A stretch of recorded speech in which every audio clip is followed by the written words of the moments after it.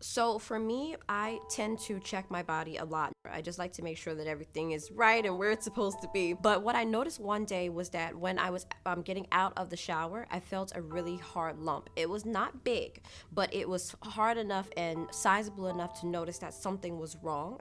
So I went to my OBGYN, and my OBGYN at first was dismissive because of the fact that at the time I was 25, turning 26 in a couple of weeks. I don't usually second guess myself. I knew it was substantial enough to at least explore and make sure that everything was okay.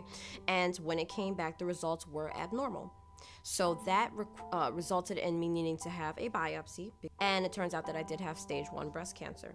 So that day, my life completely changed. And I found out the day before my 26th birthday that I did indeed have breast cancer.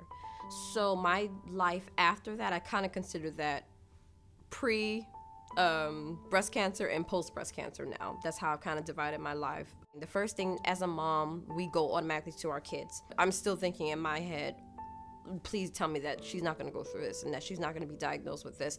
I'm only 26, so what is it going to hit her at 21? You know, like these emotions are flooding you and not knowing how to process it. I'm trying to process the news of myself, but at the same time, I still can't think of myself completely because I'm thinking about, am I going to be here for her? Am I going to be, if she does get diagnosed, will I even be alive to help her through it? I automatically just went from 0 to 100. And my emotions were out of control.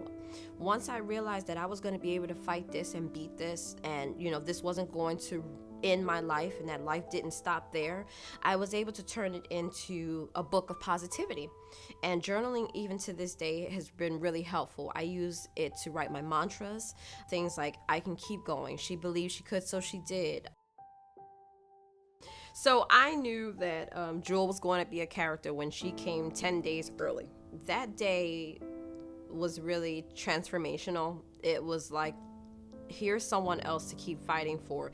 She just surprises me in ways I didn't think I could continue to be surprised. And she also pushes me to keep going. Even when on days where I'm not believing in myself, I know she believes in me. And I know that, you know, the reason that she wants to be a veterinarian so strongly is because she knows that her mommy is pursuing becoming a doctor. And one thing she told me one day was, I want to be a veterinarian because you want to help humans and I want to help animals that can't help themselves. And I just, you know, I fall in love with her a little more and more each day. She really does. She's the light of my life.